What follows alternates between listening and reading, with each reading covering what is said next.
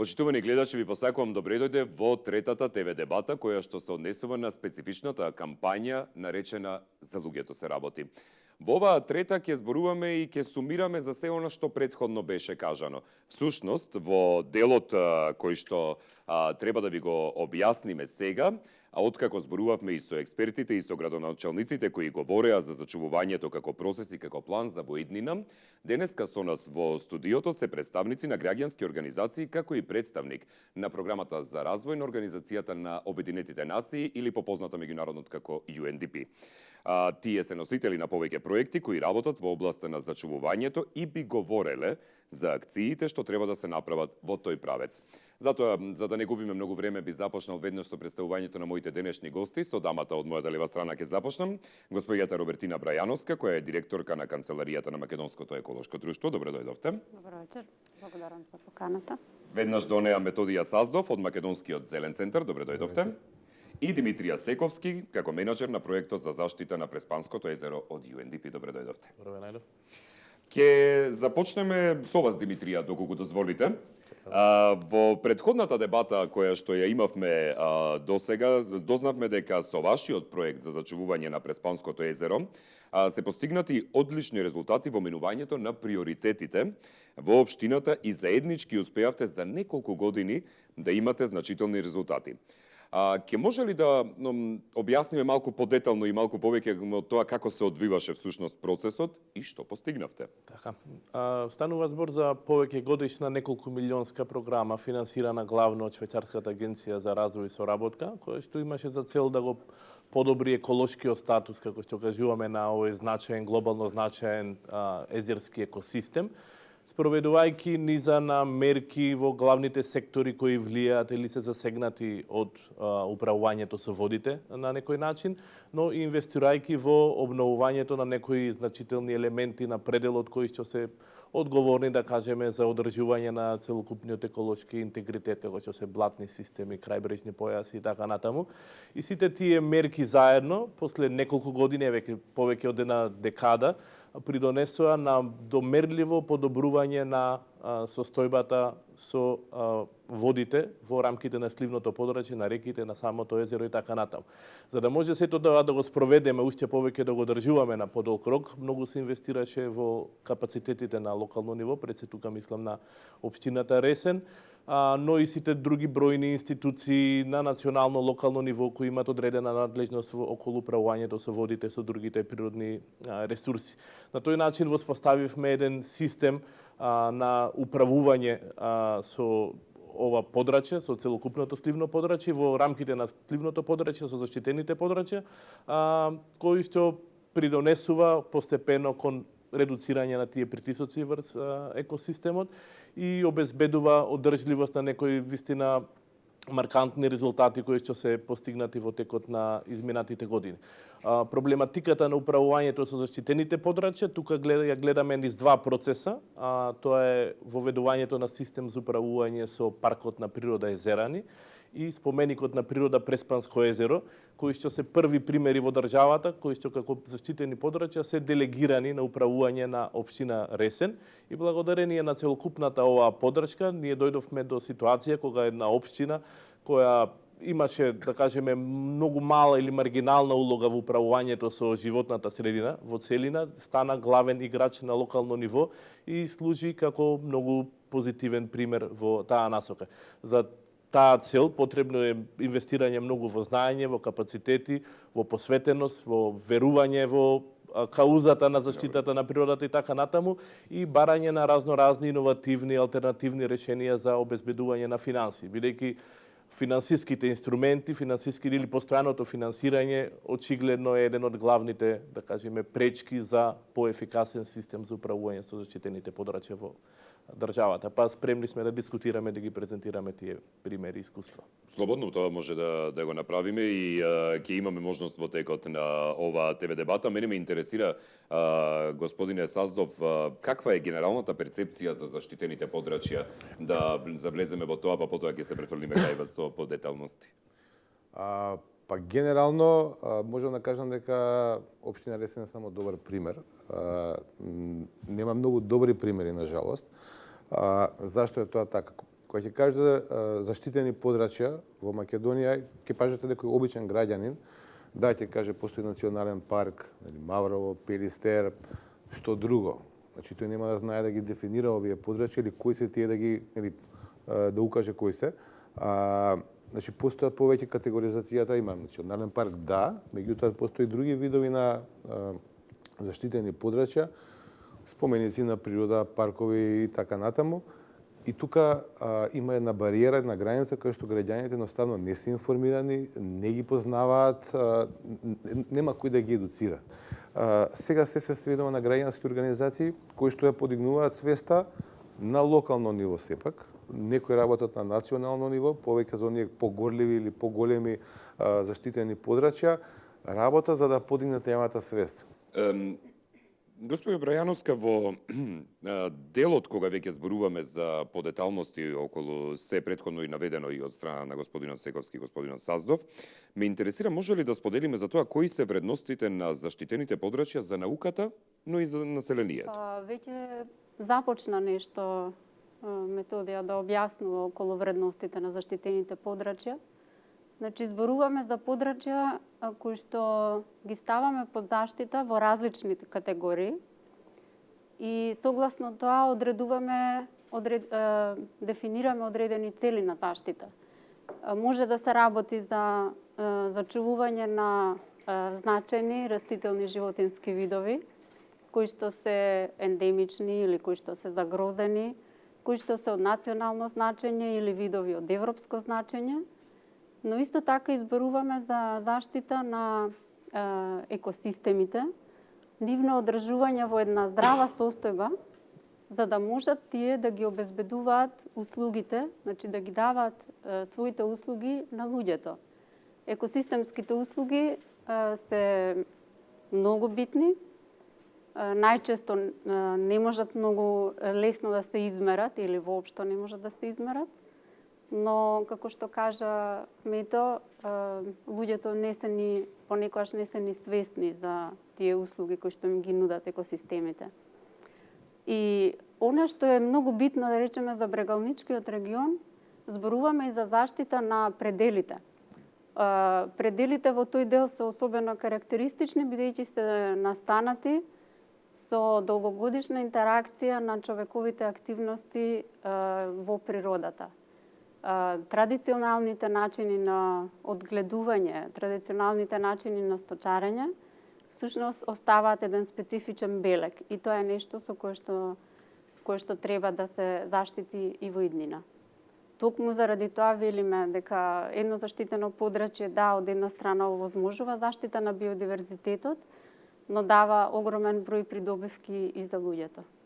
Кажете ми, во овој дел може ли да поразговараме околу тоа кои документи се подготвени и кои допрва треба да се подготват? Па Брегалничкиот слив беше доста предмет на анализа во изминатите 2 години. Работеше огромен тим од повеќе од 20-30 експерти. Направивме една детална анализа на состојбата со биолошката разновидност, но исто така и направивме прибирање на сите стратешки документи кои што се изработени во државата за тој регион, како што е, например, студијата за природно наследство од просторниот план или пак стратегијата за биолошка разновидност. И сите подрачја кои што биле идентификувани и предложени уште пред многу години, ги зедовме предвид, но исто така и меѓународните значајни подрачја за заштита на птиците, на растенијата, на пеперутките. И ако сето тоа се сумира и се стави на едно место, се направат повеќе леери и се преклопат, дојдовме до еден предлог, да речам, со околу 20 подрачја за заштита во тој регион. Секако овие подрачја се со различна големина, некои се многу мали, околу 100 хектари, некои се и по 7-8 хектари, со различни категории на заштита согласно вредностите и согласно целите. Секако. Направивме и кратка валоризација за овие подрачја. Освен тоа, во соработка со Агенцијата за просторно планирање, се обидовме и да направиме и преклопување на сите инфраструктурни проекти. Значи, при дефинирањето на границите ги зедовме предвид и тековните и планираните активности за изградба на одредени патишта или хидроцентрали или од развојни проекти, за да можеме добро да ги дефинираме границите. Сепак во наредната фаза има потреба од дополнителни истражувања, но повеќе од социоекономски аспект и повеќе во насока на комуницирање заедно со градоначалниците, со локалното население, каде би било тоа заштитено подрачје, кои се неговите вредности, која е категоријата на заштита, кои придобивки ќе ги има локалното население од нив, на каков начин треба да се однесува, во кои делови ќе има строга заштита, во кои делови ќе можат да се продолжат активностите и така натаму. Тоа е следна фаза која што би опфаќала всушност развивање на посебни студии за валоризација, кои што се основа пак за да се започне процесот на прогласување или ставање под заштита на едно подрачје, што секако си е обврска на Министерството за животна средина, нели понатаму тоа е веќе друга ингеренција, да. Ке направиме овде една пауза за да ја преслушаме изјавата која што е од Сонја Геберт, па се враќаме во студиото бидејќи за луѓето се работи. So Macedonia ranks at the very top in terms of biological diversity. It is considered not only regionally but globally one of the so-called biodiversity hotspots. For these reasons, UN Environment has for almost 2 decades supported the country in conserving its biodiversity through different kind of projects and initiatives. Currently, the UN Environment is starting to implement a GEF-funded project whose main objective will be exactly conservation of biodiversity through a very comprehensive and multi-angular kind of approach. Why do we protect areas? As we know, protected areas provide a whole range of social, environmental and economic benefit to people, to local communities. Traditionally, they are a tool for conservation of biodiversity, conservation of landscapes, and of course conservation of ecosystem services that are provided by nature that we directly depend on. However, beyond this, protected areas have been serving as a buffer or actually have been serving as a natural solution to the ever-increasing pressures that we face as humanity now, so ever-increasing climate change. Protected areas are a tool for a disaster risk reduction. So if we protect landscapes, if we protect forests, if we protect biodiversity, we will see a decrease in the disasters that are posed by climate change, increasing climate change.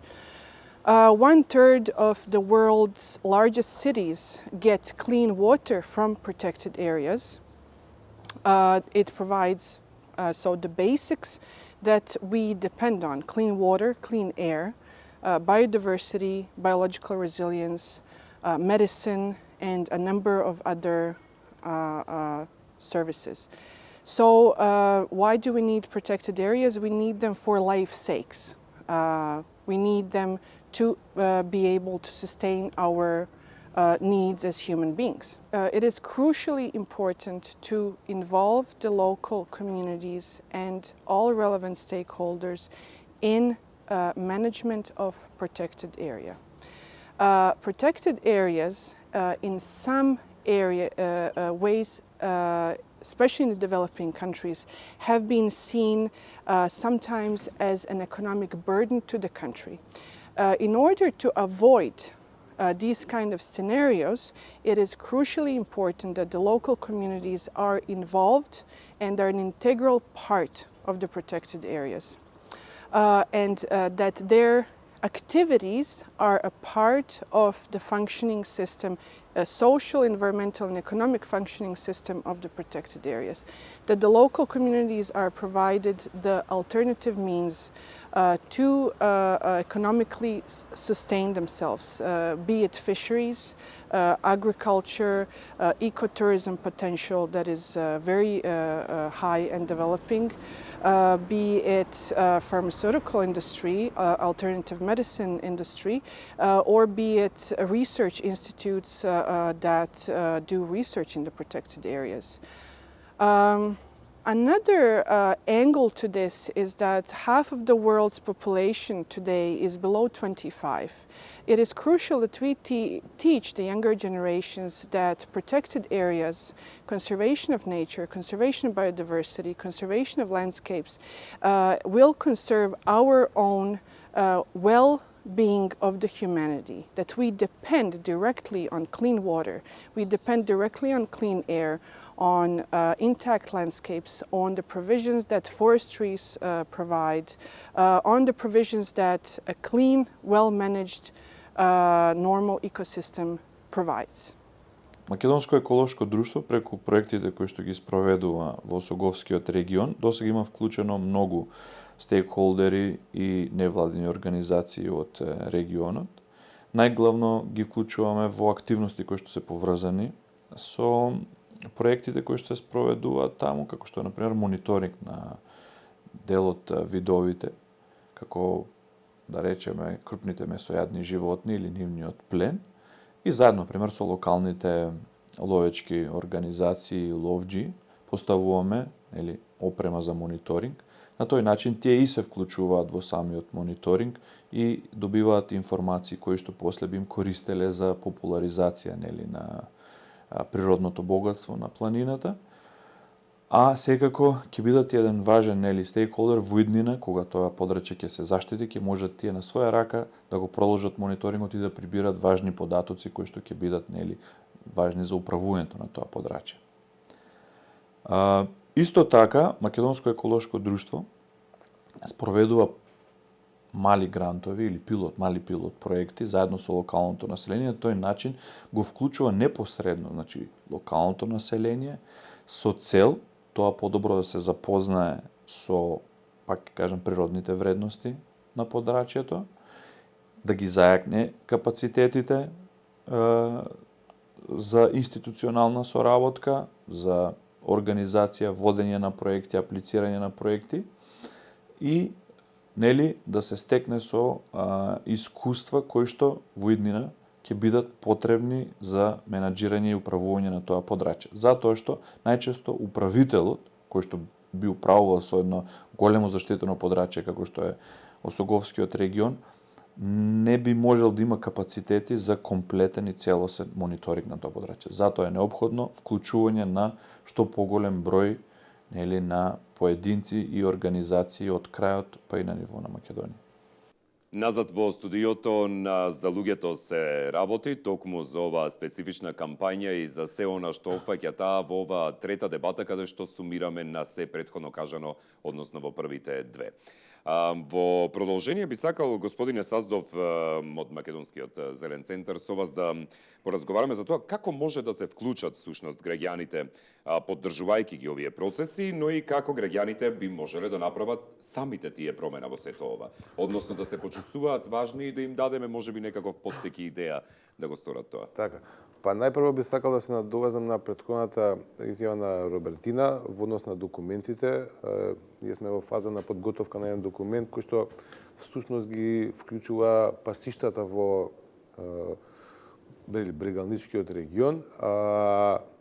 Имавме можност да се сретнеме со повеќе луѓе. Всушност бевме на терен, правевме анализи.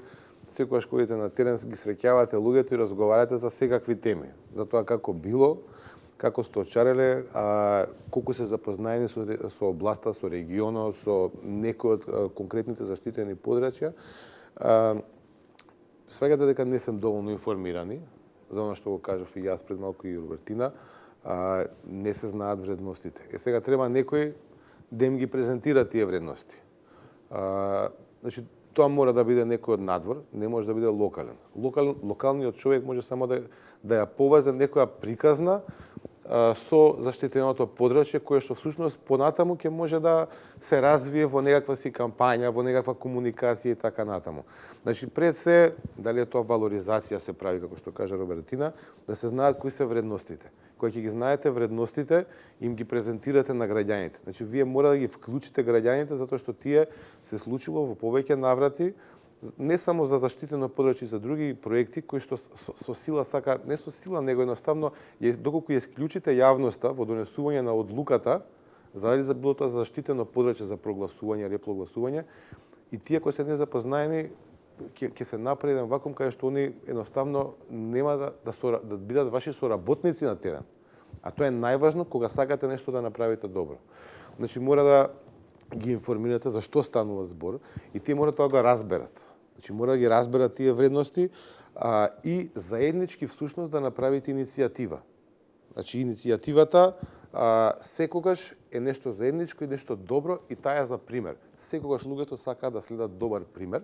Кога вие сте сите заедно, секој ќе ви се приклучи во таа добра иницијатива за заштита на некое подрачје, за можеби почеток на добро управување со тоа подрачје, можеби некакви иницијативи за почеток на развој на некаков си туризам или некаква форма на самоодржливост во тоа подрачје. Значи, затоа е важно, иако е голем предизвик, вклучување на целата јавност која што гравитира во, да кажеме, во тоа подрачје. Господине да, се извинувам, повелете, Роберт. Јас би дополнила тука дека сепак во контактот со локалното население треба малку да се бира и начинот на презентирање на вредностите, да речам малку на поедноставен начин за разлика од научниците, затоа што нив ако ми спомнеш дека Брегалничкиот слив изобилува со биодиверзитет или дека има над 1400 таксони флора или габи 629 видови или не знам 66 видови цицачи или 220 видови птици, мислам нив тоа и не им значи нешто многу. Затоа ви велам, ми изгубивте кај слив. И јас би сакал тоа поедноставно да ми се презентира, затоа и се овие дебати, да. Така, затоа треба да се пристапи на поедноставен начин, значи точно да им се потенцираат кои се тие видови, кој е нивното значење, особено едукацијата на помладите е многу битна, уште во основните училишта, за понатаму да се обезбеди поддршка во процесот на заштита, значи на прогласување нови заштитени подрачја, како и придонес во управувањето со идните заштитени подрачја. Во овој дел, господине Сековски, ова сето што го спомена и Саздов и Брајановска, да заокружиме одговор на прашањето како едно подрачје станува самоодржливо. Да, па добар почеток е учеството на локалното население, јавноста, значи примерите од светот, а и неколкуте позитивни домашни примери што ги имаме, се дека успешно, одржливо заштитено подрачје мора да биде засновано на концепт на децентрализирано управување, на демократизација на процесот, активно учество на јавноста, без тоа, доколку јавноста, засегнатото население се опонент, тоа нема да профункционира, независно тоа колку е вредно, колку науката е заинтересирана за него, колку е важно за државата да ги промовира тие вредности и така натаму. Примерот на Езерани го споменавме претходно, пред многу години кога за прв пат се прогласувал како строг природен резерват, поради голем број на причини, самото воспоставување на заштитеното подрачје најде на огромен отпор кај локалното население. Иако на хартија имавме строг природен резерват, заштитено подрачје од прва категорија, најголемиот дел од деградациите на самото заштитено подрачје настанаа од моментот на негово прогласување, точно поради противењето на населението на постоењето на такво заштитено подрачје. Од повеќе причини, не се запознаени што смеат, што не смеат да прават, конфликт со приватни парцели, разни спекулации околу кој управува и така натаму. Тој процес го реиницииравме преку различни проекти заедно со општината.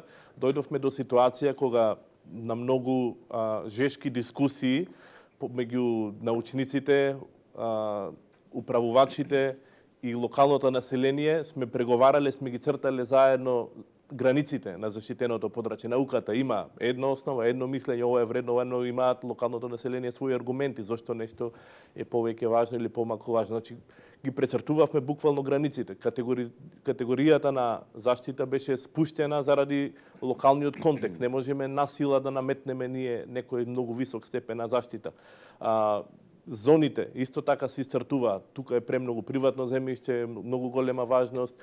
Ќе дозволиме одреден степен на развој земјоделско производство под одредени стандарди. За сметка на тоа го штитиме тоа поограничено подрачје или друго подрачје, друга локалитет во кој што би инвестирале да го реставрираме, и има такви случаи во рамките на езерани. Со тек на време од опонент ги имаме сега моментално главниот пријател на заштитеното подрачје. Моментално сме во ситуација кога локалното население самото ги пријавува сите нелегални активности кои што се случуваат на заштитеното подрачје, од крадење песок, дива сеча, криволов, го прават тоа.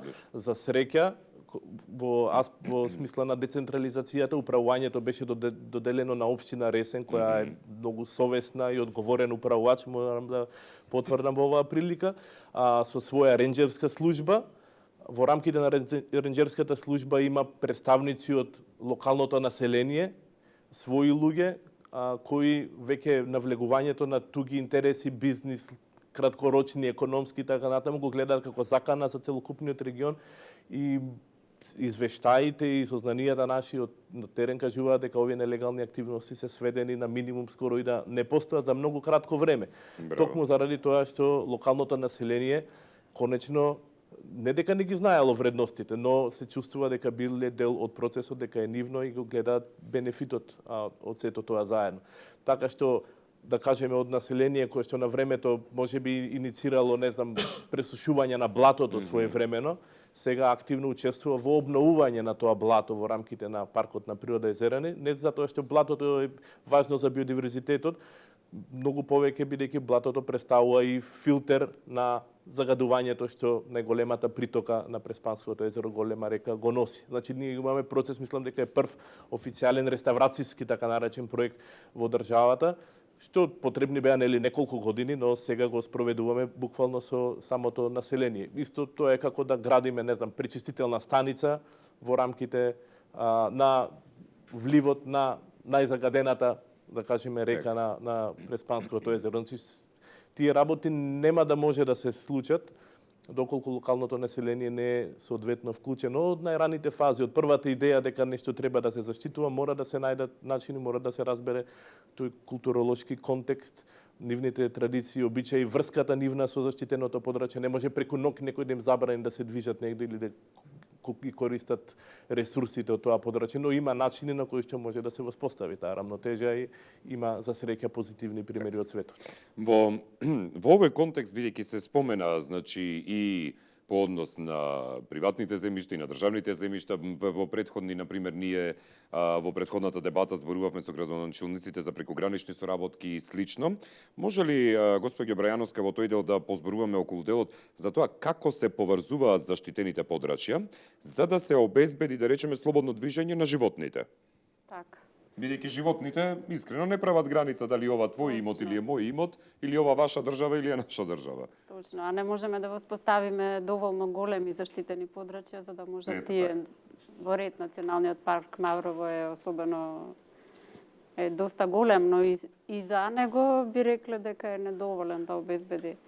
Значи, уште пред повеќе децении започнат процесот на воспоставување на еколошки мрежи. Значи, било идентификувано од страна на научниците дека вакви изолирани заштитени подрачја се недоволно ефикасни за заштита на видовите, особено на животинските видови. И заради тоа е предложено да се воспоставува еден модел на еколошка мрежа, каде што заштитените подрачја би служеле како клучни или јадрови подрачја на таа мрежа. Би биле поврзани со еколошки коридори, за да овозможат движење секојдневно за храна, за засолниште, за миграција на животните. И исто така има делови кои што се нарекуваат како заштитни појаси и делови за ревитализација, кои што би биле неопходни за да се надополнат доколку се недоволни овие јадрови подрачја.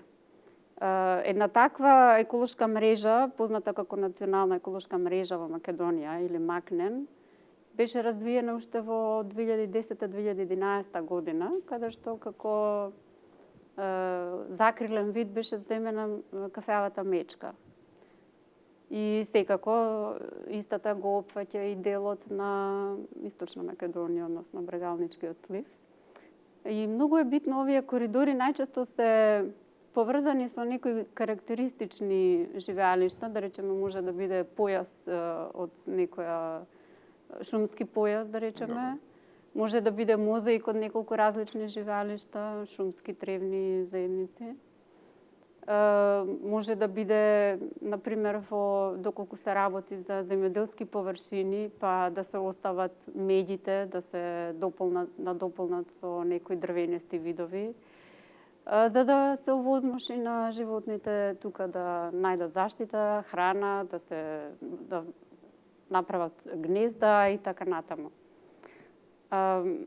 Најчесто за тие коридори не мора да бидат ставени под некаква си правна заштита, како заштитени подрачја, но многу е значајно со нив да се управува соодветно.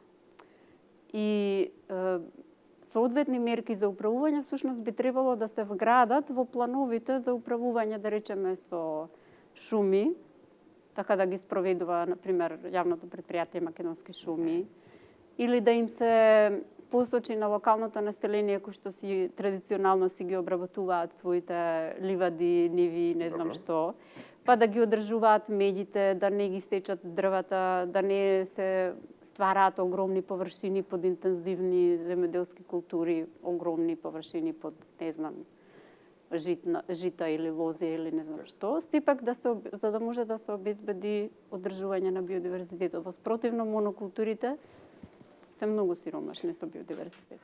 За сите веројатно би важело прашањето, би почнал меве од вас. Кои се можните ризици и надворешни фактори по однос на прогласувањата заштитени подрачја? Финансирањето е интересна проблематика. За жал, се уште на зачувувањето на природата се гледа повеќе како на трошок за некого и тоа е главната бариера на поуспешно управување со заштитените подрачја, прогласување на нови и така натаму.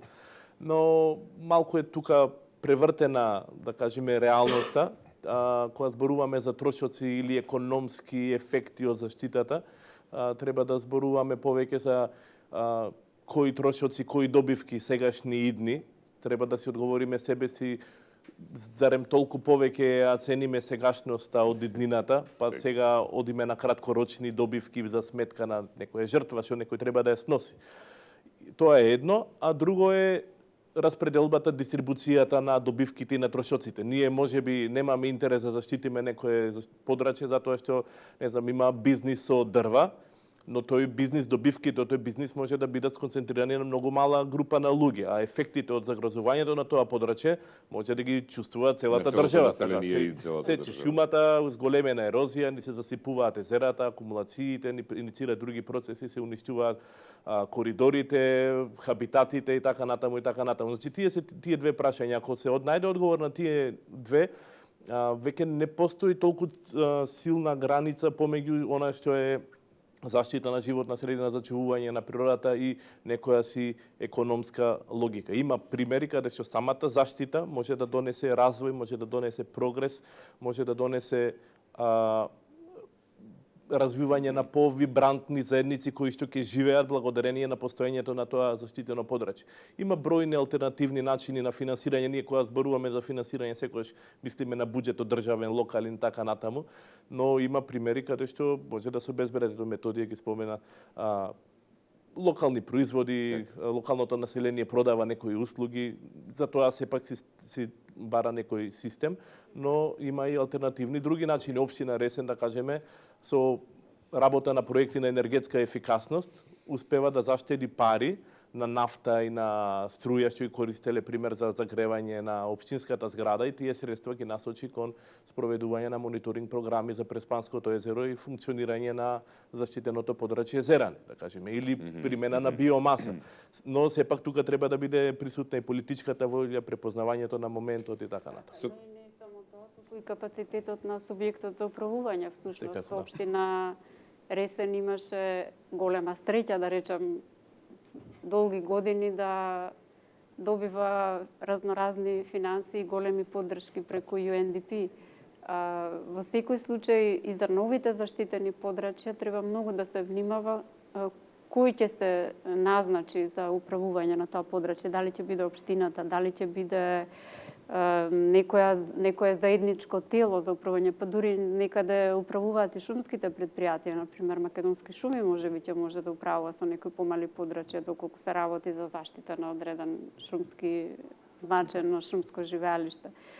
Но сепак мора да се обрне доста внимание и на капацитетот на тие субјекти, значи да се обезбедат голем број обуки, да им се даде можност, значи да им се отворат начините и можностите како понатаму да продолжат со спроведување на планот за управување, инаку во спротивно би било многу тешко. Во тој дел некаде сме при крајот на емисијата, имаме уште многу малку работи да поразговараме. Многу кратко ме интересира, иако мислам дека можеме посебна дебата да отвориме за следното прашање, а тоа е практично политичката спремност за донесување на промените. Еве конкретно можеме да го земеме и делот во однос на сливот на реката Брегалница, значи во Брегалничкиот регион. Бидејќи вие и си го почнавте тоа некако. Така. Само ќе го фокусираме кон Значи, посебно ми е драго зашто што сум во дел од дебата. Зашто? Зашто нашата организација работи на тој дел, на Брегалничкиот регион. Драго ми е што Димитрија, пред се мој колега од факултет, меѓутоа е тука да го представи добриот пример кој што ќе го видат сите оние за кои што е наменет овој проект. Всушност тоа е Брегалничкиот регион. Зашто? Затоа што сега му се дава голема важност на тој регион. Рековте во претходната дебатна емисија беа градоначалниците. Ми е посебно драго што тие ќе се вклучат сега директно во процесот на предложување, валоризирање, прогласување на заштитените подрачја. Можеби некои од нив ќе кажат да, ние ќе сакаме да раководиме со ова заштитено подрачје. Нема да може со сите. Има многу кои што се предложени, кои што треба да се ревалоризираат, кои што се веќе валоризирани. Она што јас сакав да го кажам, по течението на река Брегалница има стотина подрачја кои што се дадени како предлог за заштита, кои што можеби се веќе заштитени, меѓутоа имаат преголеми вредности. Тоа беше завршниот збор на Методија. Имате од прилика по 2 до 2,5 минути уште Димитрија и Робертина. Кај вас, господин Сековски, ме интересира колку швајцарската агенција всушност за развој и соработка вложува во самото зачувување на природата. Па од повеќегодишното искуство што го имаме ние работејќи на проекти финансирани од швајцарската агенција за развој и соработка, мислам дека може да се согласиме дека не можевме да посакаме подобар донатор, бидејќи не само што не поддржуваат финансиски тие, туку Швајцарија, позната е како бренд, нели, извезува вредности, извезува однос еден посебен кон природата, кој што преку разли мрежувања што ни го возможува амбасадата и швајцарската агенција, ние ги правиме, се обидуваме да ги донесеме тука.